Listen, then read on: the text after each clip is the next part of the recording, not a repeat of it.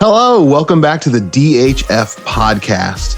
I'm your host, Sam. I'm a DHF board member and a church planner now. And I have with me a friend that we actually both served in the same position at Ole Miss as a Ratio Christi campus apologist and Ratio Christi chapter director. And I am excited to talk about one of my favorite topics, apologetics. And then, of course, Ariel from The Little Mermaid was my favorite childhood crush. So as weird as that sounds, we're going to talk about Disney and apologetics. So this is just a great combo of two things that many of us love. And I have with me Jeremy Scarbrough, author of Disney and Apologetics. I teach at Pasco Hernando State College in Florida, just north of Tampa. I am associate professor of philosophy, and I teach philosophy courses, primarily intro to philosophy, ethics, and logic, whatever they'll have me teach, wherever they need me. Before that, I actually began in music, and so my background's a little bit complex, moving from music onto theology, onto Christian apologetics, and actually back to music. My PhD is in music, but the emphasis is in philosophy. So along that journey, I ran into kind of this question of beauty. As I continued to study music, I was really kind of rubbed by this question of beauty because it's often referred to as in the eye of the beholder, and that's all it is. But just didn't sit well with me. In a sense, that makes sense, right? I like what I like and you like what you like. But something about that did not sit well with me, because why then do we all talk about things as beautiful? Even if we have a different idea of what that means, why do we use the same language? And why this commonality across cultures and throughout history where we keep going back to the same stuff? Even if we differ on the details. So that kind of pushed me more toward the suspicion that there's this deep connection between ethics and beauty. And I have long been interested in questions of apologetics, even longer before I even knew the names to give these things, And so this kind of began that journey of what's this connection between ethics or morality and beauty. And because of my long-term interest, I already saw that somehow seeding itself within theology. So long story short, by the time I got to my dissertation, I was trying to tie the background in theology and apologetics into a focus back in music to study music philosophically and try to dig more into those questions. I've always been fascinated by the relationship with beauty and it being more than just something like a preference, but there being something more solid in there that many of us can recognize, even if we can't pinpoint it. So we've asked a lot of the same questions. We've dug into a lot of the same areas. You've gone in a different direction than me. I ended up being a pastor, and you've become a professor, but you've also become an author. And I grew up with Disney. And when I saw that you wrote this book, Disney and Apologetics, it really caught my eye because in the way I think about Disney, I don't think about it, especially in this tagline you have at the bottom, as it's kind of two books in one, as a doorway to apologetic dialogue. And I had not used that phrase before, but I had used illustrations from Disney before to help explain truths because it's a common kind of language that people know. So could you tell us a little bit about how this book came to be? Or I guess it's kind of two books in one. It is. Maybe I should start there. It's what we call a duology, or two books that are printed together in one. Let me start with the second because you're really pressing into the first. The second book is called Disney and the Moral Imagination, and it's an edited collection where I published a call for essays, and I had different contributors submit offers, and then I selected some to move forward. So we have a number of contributing authors in the second book. I have a handful of chapters, and the rest of the chapters are by different authors. And so that book is really trying to, well, actually, it makes two moves. The first few chapters are asking those aesthetic questions, kind of digging back into imagination and beauty and just looking at kind of like the power of imagination and the power of the arts in general, animation, live action animation, and music, and how Disney uses some of that. And then the rest of the book, the majority of the book, kind of takes individual stories, each story on its own term, and just dives in to see what kind of theological and apologetic richness might be drawn out of a given story. The first book, which I co-authored with Pat Sawyer, that's the one that's titled Disney as a Doorway to Apologetic Dialogue. And it makes a couple of moves as well. It's divided in 3 sections. The first section is really to kind of give a scholarly background to the nature of the approach. Like what is the academic value of approaching storytelling and the arts? Because our hope is that this book will be valuable to both the scholar and the lay reader. So we try to walk that line. It's a tough line to walk sometimes. But to do that, to help, to appeal to the scholars, the first thing we want to do is situate it in an academic backdrop. So we're really digging out the value of storytelling, the significance of storytelling, and also how it ties into worldview and general worldview studies. And that's going to be of interest to the apologist or student in apologetics. And then it goes from that into, still in the first part, into Walt Disney's background and how some of this situates, what are some things to know about his background as it situates the rest of the book. Then it moves into the second part of the first book, which is really pressing into your interest there. The second part of the book is the rest of the book is philosophical, essentially, but this one is looking across Disney stories. Let me remind you that the second book takes each story most of the chapters take a story at a time. The first book in the second part is looking across Disney narratives, the most widely celebrated and long-standing narratives from Disney's 100-year repertoire. And it's looking at some of these motifs that show up continually across this. Things, for example, with character, you see this virtue motif, this tension between the virtuous character, which often is a self-sacrificing one, and a humble one, or one that's learned a lesson of humility, in contrast to the egoist or the self-interested, the prideful. Sometimes characters begin proud, but they have to learn a lesson in association with that. So we see this continuing motif of character development tied to this notion of virtue. And in the book, I kind of unpack a couple of different models for ethics and why virtue ethics is such an important one. I was going to ask if you were going to go there. Yeah. Some of the other motifs, and that's actually what started my interest. That's probably a question you're going to ask later, but that's actually what started my interest here. But then we go into some other motifs that show up as well. For example, this notion of a curse. It shows up time and again in different ways, pressing into questions of the human condition. And this, I didn't start here, but it became a prominent theme. This notion of a kingdom ever after. The more I thought about it, the more I realized even Disney theme parks are themed around a castle, a kingdom. And so there's this continual interest in a kingdom. And so you have this sort of kingdom ever after is often associated with this grand ideal of love, this love ever after, kingdom ever after, an ultimate setting right of wrongs. That's another theme you get across a motif across Disney films, that there is real wrongness or evil, and there is an objective moral goodness that is eventually going to deal with it. And in the kingdom ever after, things get better.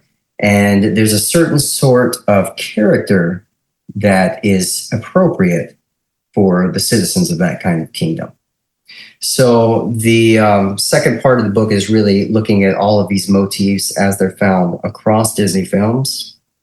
And then the third part gets heavily philosophical. And the reason we have these different parts is to try to, one of my aims for the book is to kind of give a model. If there are people out there who are in a position once I found myself in, which is like, I like apologetics and I like the arts. I don't know, there's a connection here, but I don't know what it is. Or if they are familiar with a term that was lesser known when I was younger, cultural apologetics, they may still not know how to do it. And so I'm kind of trying to give some models here. So that's one model, approaching a collection of narratives and drawing out a common theme, or what I call a meta-narrative, that's being taught across these narratives. Another approach is found in the second book, going into one narrative and pulling out the themes within that one particular story. And then a third approach is found in the last part of the first book, which again is called Disney as Doorway to Dialogue. And this approach is more heavily philosophical, but it's where we take on a cultural tension or an issue with the culture. In our case, Pat Sawyer and I are taking issue with some of the way that in our common language we speak of social justice these days. We throw the terms justice around because we're concerned with moral matters, even though we say that there is no real moral truth, right? So there's some attention there already. But because we know there's moral truth, we're so concerned with justice. Yet the way that we speak of it is a little bit confused and confusing these days. And some of that comes from a long tradition. It has a messy network now, but there's a long tradition called, in the proper tradition, critical theory. And so Pat Sawyer and I are kind of unpacking where that tradition is coming from, how it ties to a materialist worldview.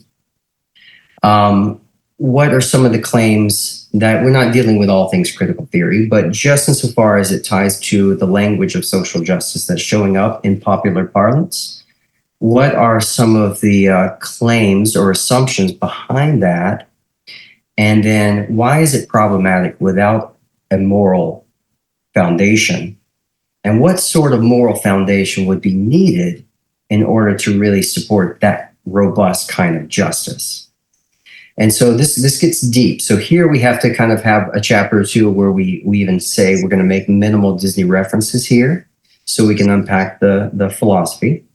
And then we come back in with the Disney references. And we do that in a couple of ways. One is to be charitable. It's easy to say, this view is wrong, attack. Now our view is right, and here's all the evidence.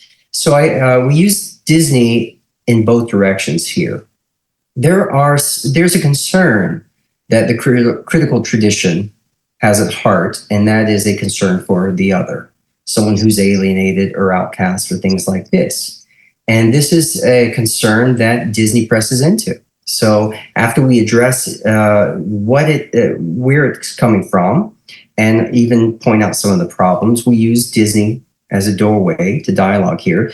First, as a doorway to charity, to show that, yes, our films are pressing into this too. We identify with this, and something about that it resonates with us, right? So we can acknowledge and be charitable to this view that we're going to disagree with, that some of this is on the right track. But then we tie back to this question of that these same films that we celebrate are ultimately pressing into our deep conviction of moral objectivity. And that kind of objectivity doesn't fit in the place where some of these social justice claims are coming from. That foundation's not there. So because these tales, these stories resonate so potently with us, because we know that there has to be some kind of way it should be, we use the Disney stories to follow that trail and start to try to build. Here's where some of the moral apologetics comes in, trying to build a case for what would be necessary for a real robust moral system. What kind of world would that fit in? What does that limit us to? And you've got to have some form of theism. And then once you've got theism, we throw our rights language around all the time, but not just any kind of rights follows from theism. You've got to have a particular kind of theism to get some of the rights claims that we want to make. And so then we work our way towards really what limits you, or delimits you down to a Judeo-Christian frame. And but back to this language, we're concerned with the other, and we unpack rights and justice a bit using Disney here and there along the way. But there's this sense that we ought to do something for other people. And so we also explore to what extent that fits within justice, or to what extent we might be talking about a goodness that goes beyond justice. That we're not talking about moral obligation anymore. We're talking about some sense of being called to go beyond just right and wrong, to do something good that's even, for other people. And we see that in Disney as well, and we see that in the biblical worldview as well. So we keep going back and forth to Disney to unpack all of these things. It can get pretty deep in some places. One of the things that I am pretty satisfied with this book is that it is the sort of thing that you can kind of pick where you want to start. So if that's too deep for you, you can jump right into the second part and read that, the meta narrative across Disney films. You can plug into that and get what you need out of it without having to go into the next part if that's too deep for you now. And with the second book in the duology, I love that you can read one chapter and you don't have to work your way through the whole thing. You can just kind of plug into a chapter and digest that for a time, plug into another as you need. So the book, it approaches the content in a lot of ways. It takes a lot of directions, but I think that also offers some versatility in accessibility, that you can approach it from a number of ways and take with it what you need. There's a couple of things that I'd love to just respond to. I'll let the audience or the listeners know that I haven't got to read my copy yet. So I have one in front of me. I haven't got to read it yet. As many people know that are listening, I'm packing up my office to move across country at the moment. But I'm excited even more now to dig in. You said a couple of things that stuck out to me, and you mentioned our moral views today and worldview. Just in case anyone isn't used to that language, and I think a lot of people are now, but I can remember being younger and you would say that and be like, what are you talking about? Everybody's got one. Absolutely, everybody has one. If somebody tells you that their worldview is that they have no worldview, well, it's kind of like asking the student what apathy is. It's like, I don't care. Okay, there you go. You're apathetic. But there are often these objective things beneath the conversations that we're having that are deeper than we realize. And so it sounds like you found a avenue to steer back kind of upriver to these conversations that are going on, where we're talking about social justice, we're throwing around these terms, and sometimes we're opposing each other. Underneath some of those things, there is a moral value of caring for others or something like that we might agree on, and we've diverged on how to fulfill that obligation or how to carry that out properly. And so that sounds exciting, because I love having some dialogue with folks and maybe getting past some of the surface level disagreements when there's some things underneath there that we could talk about and understand one another better. And you mentioned some reoccurring themes, and I'm not sure if you're aware of this, and this band is maybe not the best to recommend on a Christian podcast, but there is actually a band called Da Vinci's Notebook. And somehow it came up in like a Pandora thing, and they have a song that sounds like it's a gospel track singing about heaven. But then when you get through it, it's a magic kingdom in the sky. They're going to Disneyland. Have you heard that song? It's fascinating, and I don't know if they were doing it as a clever parody or anything like that, but there's a connection there, a magical kingdom. They're seeing some elements of storytelling in there, and they're playing with that. And just because some of those elements in a fictional story or this worldview are fictional doesn't mean that they don't reflect something that's true, that's deeper, that we can connect to. So I'm more excited to read the book, but let me ask a follow-up question. Maybe something a little more simple. Why Disney in particular? Because there's lots of lots of folks that would say, well, Lewis dug into storytelling. I love apologetics. I also know that storytelling gets through to people in a different way than just a syllogism or a logical argument would. But why Disney, not some other group of stories? Yeah, that's a good question. And I do pull from and reference Lewis a lot. And I mention actually in the first chapter that unpacks a lot of the backdrop, academic backdrop, I actually mentioned two kind of paradigm shifts, or two general assumptions in my method, both which can be seen in Lewis's own approach. So I do connect with him a lot. And in chapter 2, which goes into the background of Walt Disney and some of the things that we're thinking about before jumping into the rest of the book, I actually reference Tolkien's and Lewis's opinions of Disney.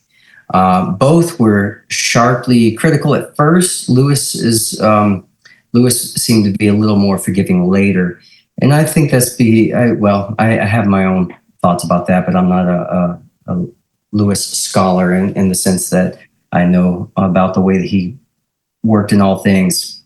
But what I see and sense in Lewis, and I say this not just in Narnia, but I'm really interested in the fact that he was moved by beauty. If you know anything about his story, you know that really what moved Lewis more than anything wasn't the abstract. It was the encounters with beauty, the encounters with objectivity, which are the two things I'm pressing into. Beauty and objectivity, we experience them. We can get all of our other stuff in the abstract, all of our arguments, our logic. And he certainly pressed into that more so in his early life. But there's an extent to which when we live out whatever we think about the world, whatever our beliefs, we live out our beliefs in the world. And as we live, we encounter, we rub up against our convictions with goodness and beauty. And as he later in his life, I think he was always aware of this, but I think later in his life, he became more aware of the profundity of this. And that's why he eventually, I think, started emphasizing a narrative approach. And I'm not just pulling that out of the air. I think it was Alister McGrath who says something to that effect. He began to realize that this is really, you can give somebody abstract arguments to a certain extent, but what they connect with more than anything really is the story, because they live their story and they pull from other people's stories. And there's something powerful about that. Why Disney was your real question, though. And there's a couple of reasons, I guess you could answer. I could say one answer could be that as I started using it in my classrooms, I began to see that the connection there. That's actually going to tie into one of the other answers. Another answer could be the one that ties into, because they're so well known, right? If I try to, that's one of the things mentioned again in the first chapter, is there's got to be some level of sharing between our stories for us to dialogue across. It's very hard for me to have a conversation with someone when I'm speaking about stuff that they have no access to, right? And this is one of the reasons, if you're bringing the gospel to someone who has no understanding of the terminology that you're using, it's just kind of like, I don't get where you're coming from. There has to be some level of accessibility, and the stories that we share help to that end. So just a general move in apologetics, cultural apologetics, or storytelling apologetics, if you want, would be to choose aspects of culture or stories that we share, or that, as I phrase it, are more widely celebrated. But that ties back into the third reason, which is why Disney is so widely celebrated, I think, is because a lot of people tell stories. A lot of people tell stories through the arts. Maybe I should say this one first. I don't necessarily agree. I have to be careful here because now I'm butting up against Lewis and Tolkien. There are tons of people out there. You know what I'm talking about. It's nothing new to hear. You don't watch. You can see the movie, but the book's better. Books are always better, right? And a lot of people go that route. I tend to approach it like books are different.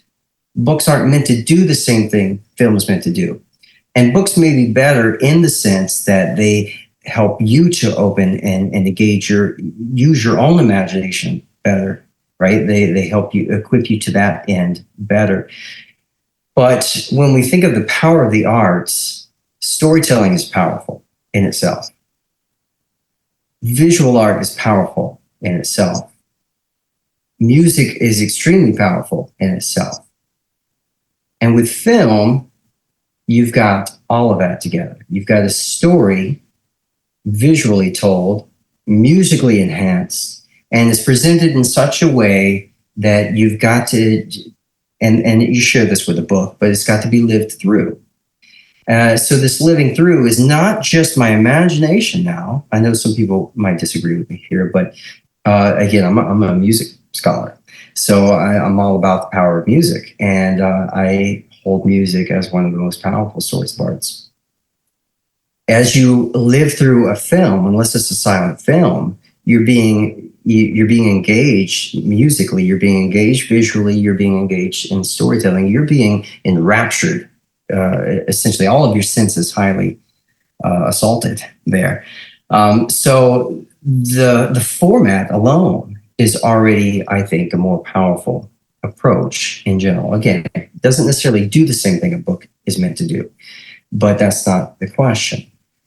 So Disney is not only using this powerful new thing, and these days tons of people tell stories in ways that Disney did, but they didn't at that time. So Disney, one of the things that Disney was a pioneer in was this combination of animation and music. And that is so integrated now that we almost expect to find it, And he was also the first to give us a full-length feature animated film.